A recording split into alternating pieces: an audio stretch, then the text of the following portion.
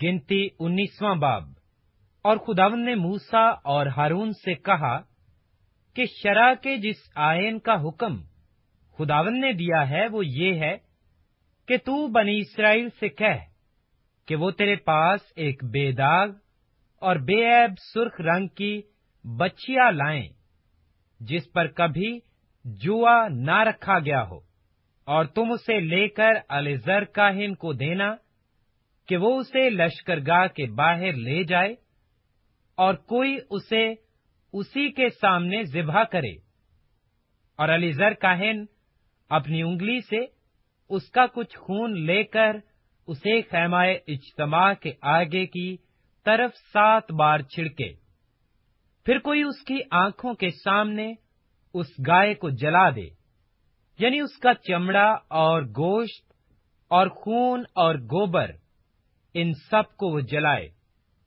फिर काहिन देवदार की लकड़ी और जूफा और सुर्ख कपड़ा लेकर उस आग में जिसमें गाय जलती हो डाल दे।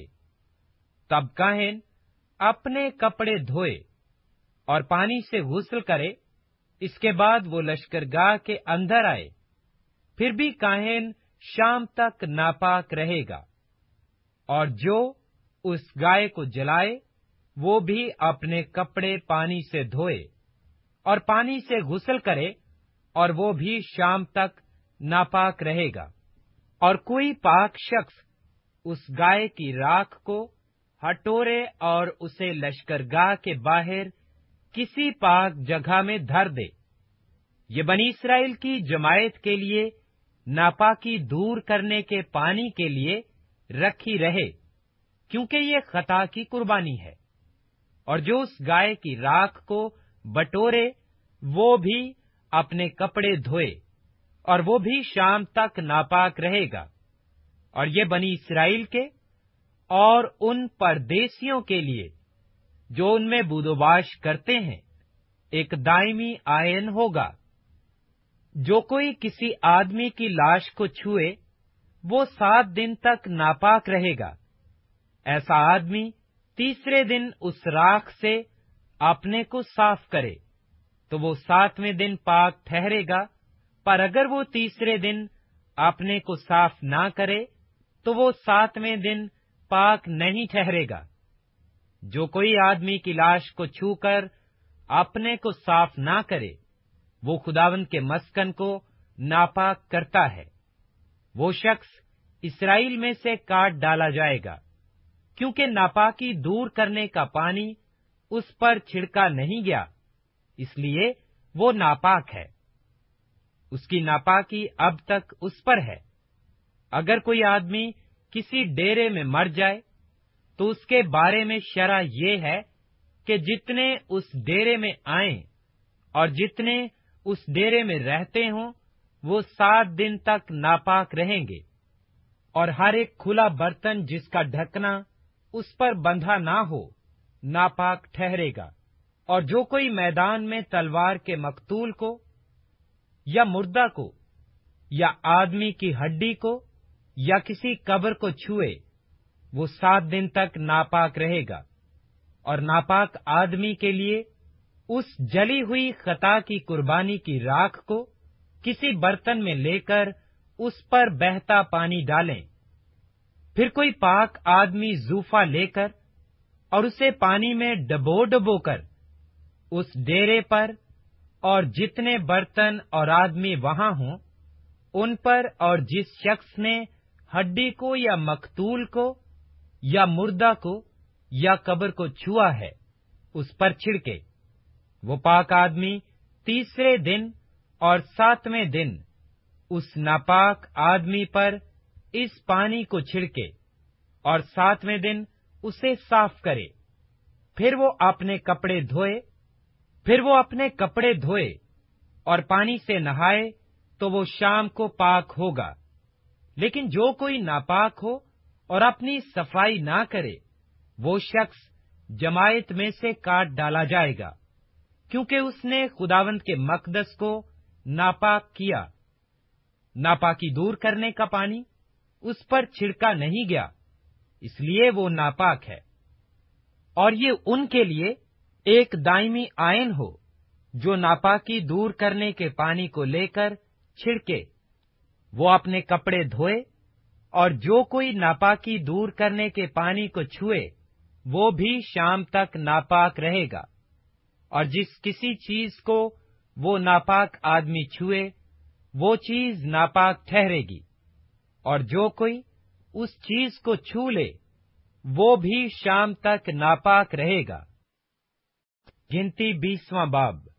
اور پہلے مہینے میں ہی اسرائیل کی ساری جماعت دشت سیئن میں آ گئی، اور وہ لوگ کادش میں رہنے لگے، اور مریم نے وہاں وفات پائی اور وہیں دفن ہوئی، اور جماعت کے لوگوں کے لیے وہاں پانی نہ ملا، سو وہ موسیٰ اور ہارون کے برخلاف اکٹھے ہوئے، اور لوگ موسیٰ سے جھگڑنے اور یہ کہنے لگے، ہائے کاش ہم بھی اسی وقت مر جاتے جب ہمارے بھائی خداوند کے حضور مرے۔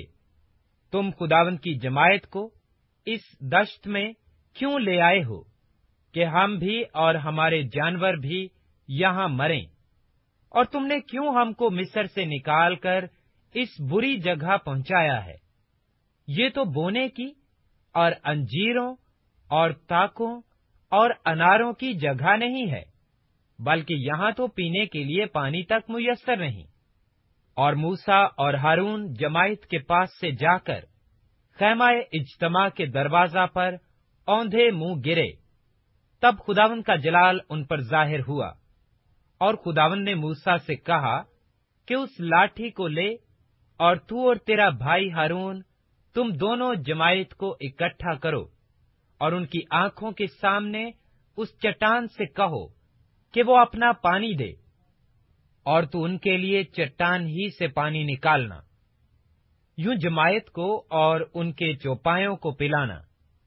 چنانچہ موسیٰ نے خداوند کے حضور سے اسی کے حکم کے مطابق وہ لاٹھی لی، اور موسیٰ اور ہارون نے جماعت کو اس چٹان کے سامنے اکٹھا کیا، اور اس نے ان سے کہا، سنو اے باغیو، کیا ہم تمہارے لیے اس چٹان سے پانی نکالیں؟ تب موسیٰ نے اپنا ہاتھ اٹھایا اور اس چٹان پر دوبارہ لاٹھی ماری، اور کثرت سے پانی بہہ نکلا، اور جماعت نے اور ان کے چوپایوں نے پیا۔ پر موسیٰ اور ہارون سے خداوند نے کہا، چونکہ تم نے میرا یقین نہیں کیا کہ بنی اسرائیل کے سامنے میری تقدیس کرتے، اس لیے تم اس جماعت کو اس ملک میں جو میں نے ان کو دیا ہے نہیں پہنچانے پاؤ گے۔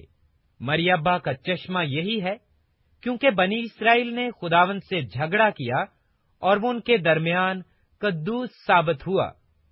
اور موسیٰ نے کادش سے ادوم کے بادشاہ کے پاس ایلچی روانہ کیے اور کہلا بھیجا کہ تیرا بھائی اسرائیل یہ عرض کرتا ہے کہ تو ہماری سب مصیبتوں سے جو ہم پر آئی واقف ہیں، کہ ہمارے باپ دادا مصر میں گئے اور ہم بہت مدت تک مصر میں رہے، اور مصریوں نے ہم سے اور ہمارے باپ دادا سے برا برتاؤ کیا، اور جب ہم نے خداوند سے فریاد کی تو اس نے ہماری سنی، اور ایک فرشتہ کو بھیج کر ہم کو مصر سے نکال لے آیا ہے، اور اب ہم کادش شہر میں ہیں جو تیری سرحد کے آخر میں واقع ہے، سو ہم کو اپنے ملک میں سے ہو کر جانے کی اجازت دے۔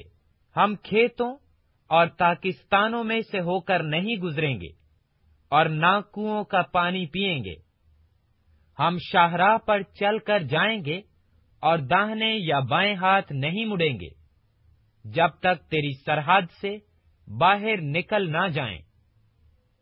پر شاہ ادوم نے کہلا بھیجا کہ تو میرے ملک سے ہو کر جانے نہیں پائے گا، ورنہ میں تلوار لے کر تیرا مقابلہ کروں گا۔ بنی اسرائیل نے اسے پھر کہلا بھیجا کہ ہم سڑک ہی سڑک جائیں گے، اور اگر ہم یا ہمارے چوپائے تیرا پانی بھی پئیں تو اس کا دام دیں گے۔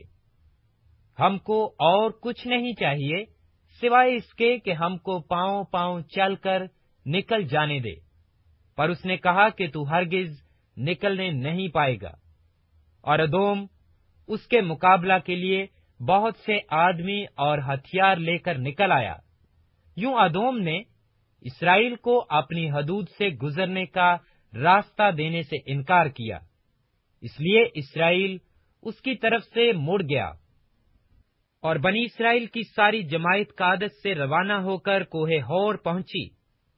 اور خداوند نے کوہ ہور پر جو ادوم کی سرحد سے ملا ہوا تھا موسیٰ اور ہارون سے کہا، ہارون اپنے لوگوں میں جا ملے گا، کیونکہ وہ اس ملک میں جو میں نے بنی اسرائیل کو دیا ہے جانے نہیں پائے گا، اس لیے کہ مربع کے چشمہ پر تم نے میرے کلام کے خلاف عمل کیا۔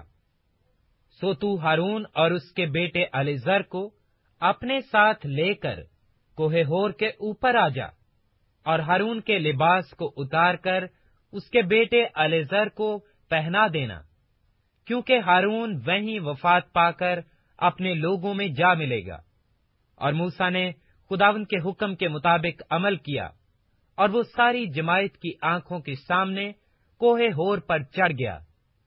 اور موسیٰ نے ہارون کے لباس کو اتار کر اس کے بیٹے الیعزر کو پہنا دیا، اور ہارون نے وہیں پہاڑ کی چوٹی پر رحلت کی۔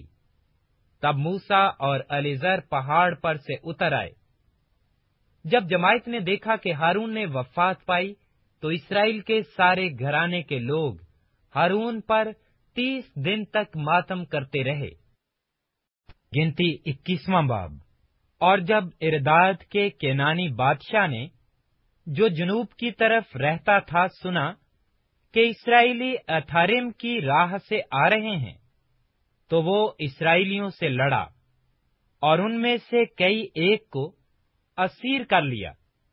تب اسرائیلیوں نے خداوند کے حضور منت مانی اور کہا کہ اگر تو سچ مچ ان لوگوں کو ہمارے حوالہ کر دے تو ہم ان کے شہروں کو نیست کر دیں گے۔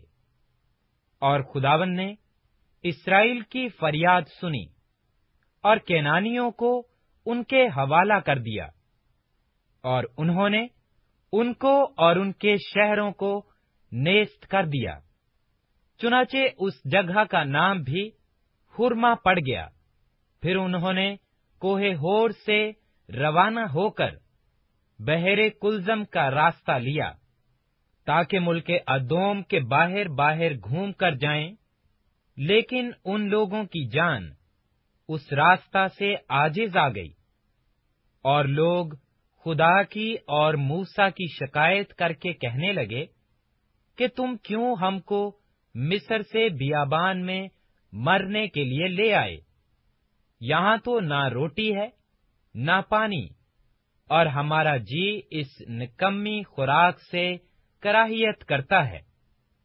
تب خداوند نے ان لوگوں میں جلانے والے سانپ بھیجے، انہوں نے لوگوں کو کاٹا اور بہت سے اسرائیلی مر گئے۔ تب وہ لوگ موسیٰ کے پاس آ کر کہنے لگے کہ ہم نے گناہ کیا، کیونکہ ہم نے خداوند کی اور تیری شکایت کی۔ سو تو خداوند سے دعا کر کہ وہ ان سانپوں کو ہم سے دور کرے۔ چنانچہ موسیٰ نے لوگوں کے لیے دعا کی۔ تب خداوند نے موسیٰ سے کہا کہ ایک جلانے والا سانپ بنا لے اور اسے ایک بلی پر لٹکا دے، اور جو سانپ کا ڈسا ہوا اس پر نظر کرے گا وہ جیتا بچے گا۔ چنانچہ موسیٰ نے پیتل کا ایک سانپ بنوا کر اسے بلی پر لٹکا دیا، اور ایسا ہوا کہ جس جس سانپ کے ڈسے ہوئے آدمی نے اس پیتل کے سانپ پر نگاہ کی وہ جیتا بچ گیا، اور بنی اسرائیل نے وہاں سے کوچ کیا اور آوبوت میں آ کر ڈیرے ڈالے۔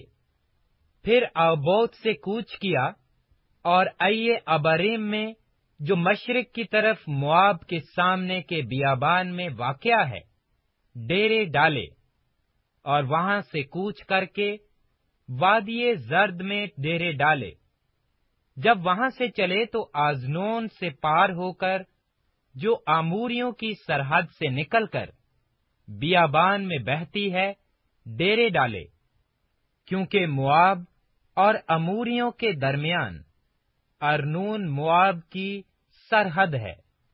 اسی سبب سے خداوند کے جنگ نامہ میں یوں لکھا ہے، واہیب جو صوفا میں ہے اور ارنون کے نالے اور ان نالوں کی ڈھلان جو آر شہر تک جاتا ہے اور مواب کی سرحد سے متصل ہے۔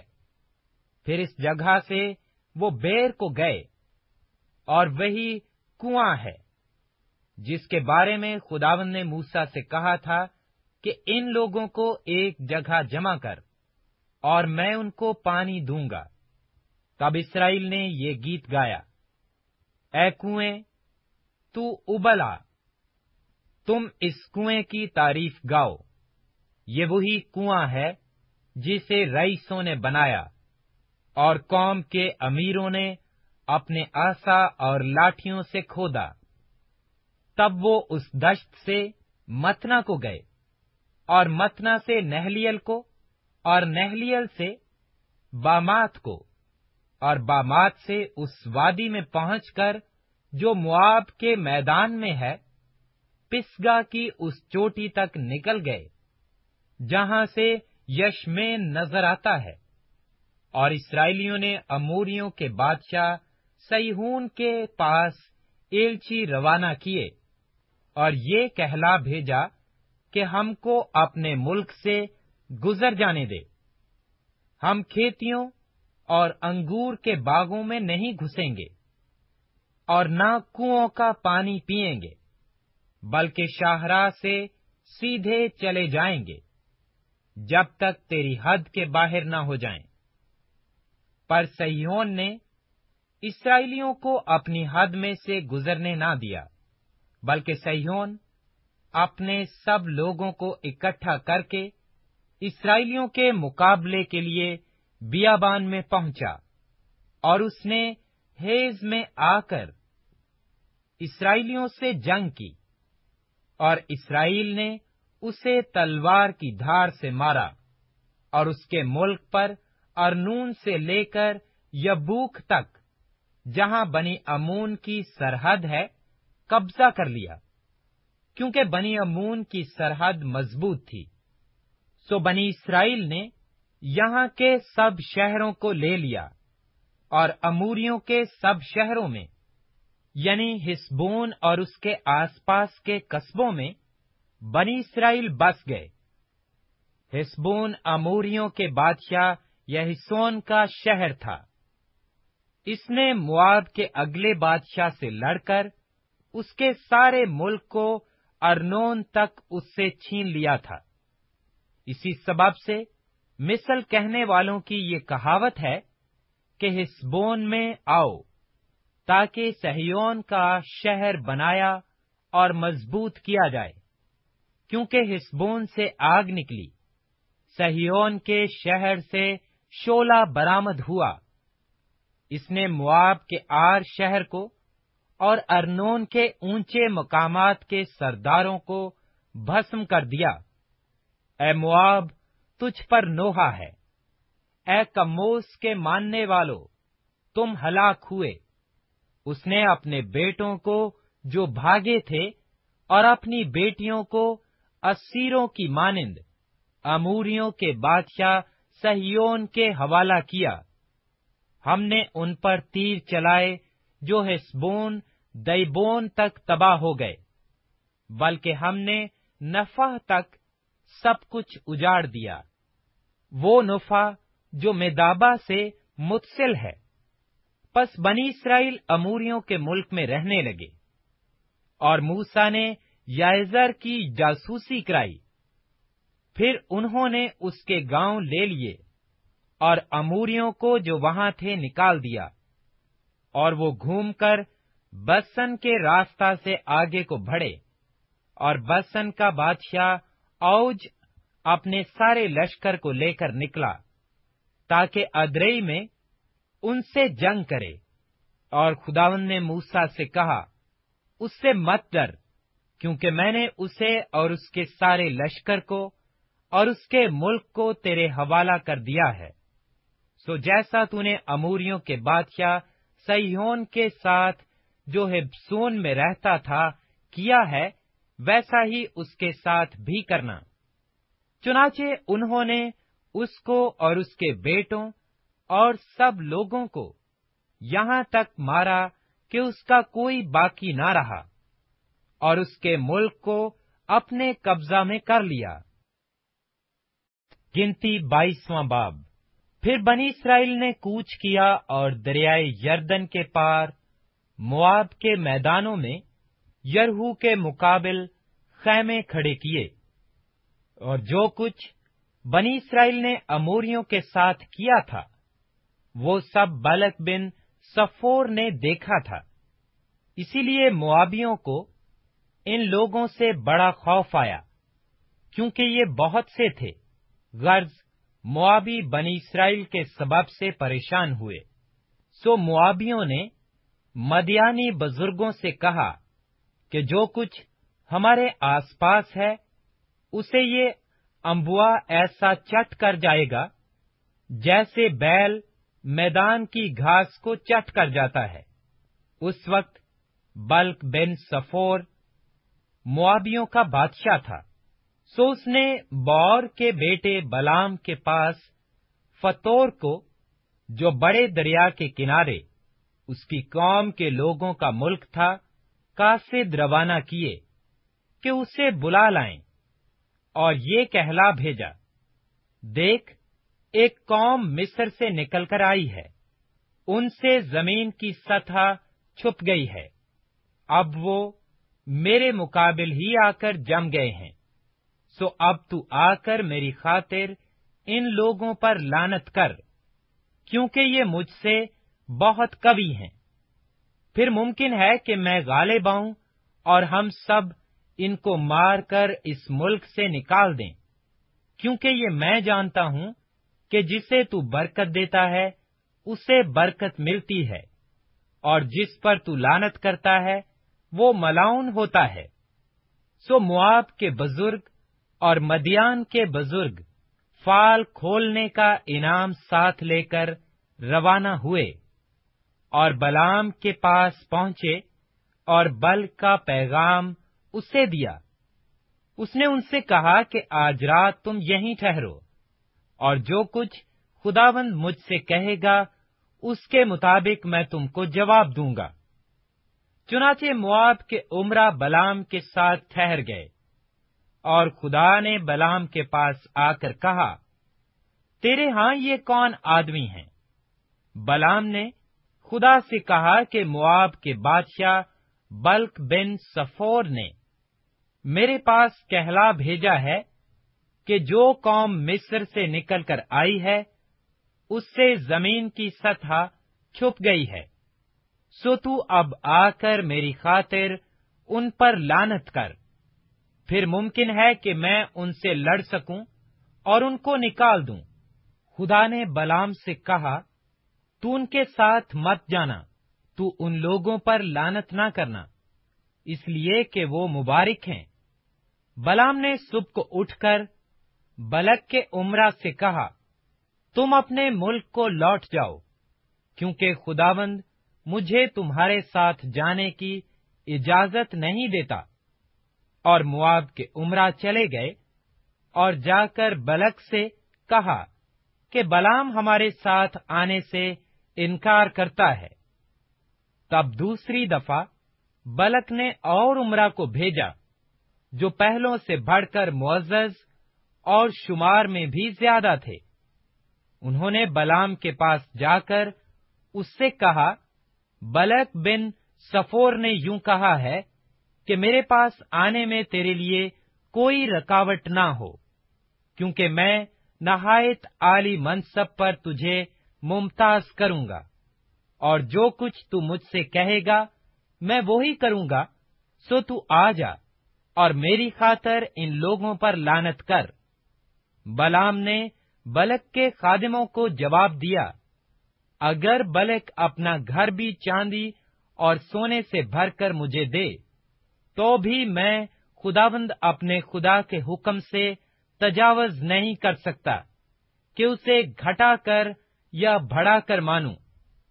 सो अब तुम भी आज रात यहीं ठहरो, ताकि मैं देखूं कि खुदावंद मुझसे और क्या कहता है। और खुदा ने रात को बलाम के पास आकर उससे कहा, अगर ये आदमी तुझे बुलाने को आए हुए हैं, तो तू उठकर उनके साथ जा, मगर जो बात मैं तुझसे कहूं उसी पर अमल करना। सो बलाम सुबह को उठा और अपनी गधी पर जैन रखकर मोआब के उमरा के हमरा चला, और उसके जाने के सबब से खुदा का गजब भड़का, और खुदावंद का फरिश्ता उससे मुजाहमत करने के लिए रास्ता रोक कर खड़ा हो गया। वो तो अपनी गधी पर सवार था, और उसके साथ उसके 2 मुलाजिम थे। और उस गधी ने खुदावंद के फरिश्ता को देखा कि वो अपने हाथ में नंगी तलवार लिए हुए रास्ता रोके खड़ा है। तब गधी रास्ता छोड़कर एक तरफ हो गई और खेत में चली गई। सो बलाम ने गधी को मारा ताकि उसे रास्ता पर ले आए। तब खुदावंद का फरिश्ता एक नीची राह में जा खड़ा हुआ, जो ताकस्तानों के बीच में से होकर निकलती थी, और उसकी दोनों तरफ दीवारें थीं। गधी खुदावंद के फरिश्ते को देखकर दीवार से जा लगी, और बलाम का पांव दीवार से पचा दिया। सो उसने फिर उसे मारा। तब खुदावंद का फरिश्ता आगे बढ़कर एक ऐसे तंग मुकाम में खड़ा हो गया, जहां दाहिनी या बाईं तरफ मुड़ने की जगह ना थी। फिर जो गधी ने खुदावंद के फरिश्ता को देखा, तो बलाम को लिए हुए बैठ गई। फिर तो बलाम झला उठा, और उसने गधी को अपनी लाठी से मारा। तब खुदावंद ने गधी की जुबान खोल दी, और उसने बलाम से कहा, मैंने तेरे साथ क्या किया है कि तूने मुझे 3 बार मारा? बलाम ने गधी से कहा, इसलिए कि तूने मुझे चिढ़ाया। काश मेरे हाथ में तलवार होती, तो मैं तुझे अभी मार डालता। गधी ने बलाम से कहा, क्या मैं तेरी वही गधी नहीं हूं, जिस पर तू अपनी सारी उम्र आज तक सवार होता आया है? क्या मैं तेरे साथ पहले कभी ऐसा करती थी? उसने कहा, नहीं। तब खुदावंद ने बलाम की आंखें खोली, और उसने खुदावंद के फरिश्ता को देखा कि वो अपने हाथ में नंगी तलवार लिए हुए रास्ता रोके खड़ा है। सो उसने अपना सिर झुका लिया और औंधा हो गया। खुदावंद के फरिश्ता ने उससे कहा कि तूने अपनी गधी को 3 बार क्यों मारा? देख, मैं तुझसे मुजाहमत करने को आया हूं, इसलिए कि तेरी चाल मेरी नजर में टेढ़ी है। और गधी ने मुझको देखा, और वो 3 बार मेरे सामने से मुड़ गई। अगर वो मेरे सामने से ना हटती, तो मैं जरूर तुझको मार ही डालता, और इसको जीती छोड़ देता। बलाम ने खुदावंद के फरिश्ता से कहा, मुझसे खता हुई, क्योंकि मुझे मालूम ना था कि तू मेरा रास्ता रोके खड़ा है। सो अगर अब तुझे बुरा लगता है, तो मैं लौट जाता हूं। खुदावंद के फरिश्ता ने बलाम से कहा, तू इन आदमियों के साथ चला ही जा, लेकिन फक्त वही बात कहना जो मैं तुझसे कहूं। सो बलाम बल्क के उमरा के साथ गया। जब बल्क ने सुना कि बलाम आ रहा है, तो उसके इस्तकबाल के लिए मोआब के उस शहर तक गया, जो अर्नोन की सरहद पर उसकी हदूद के इंतहाई हिस्सा में वाक़या था। तब बल्क ने बलाम से कहा, क्या मैंने बड़ी उम्मीद के साथ तुझे नहीं बुलवा भेजा था? फिर तू मेरे पास क्यों ना चला आया? क्या मैं इस काबिल नहीं कि तुझे आली मनसब पर मुमताज करूं? बलाम ने बल्क को जवाब दिया, देख, मैं तेरे पास आ तो गया हूं, पर क्या मेरी इतनी मजाल है कि मैं कुछ बोलूं? जो बात खुदा मेरे मुंह में डालेगा वही मैं कहूंगा। और बलाम बल्क के साथ साथ चला, और वो करियत के हुसात में पहुंचे। बल्क ने बैल और भेड़ों की कुर्बानी गुजरानी, और बलाम और उन उमरा के पास जो उसके साथ थे कुर्बानी का गोश्त भेजा। दूसरे दिन सुबह को बल्क बलाम को साथ लेकर उसे बाल के बुलंद मुकामों पर ले गया। वहां से उसने दूर दूर के इस्राएलियों को देखा।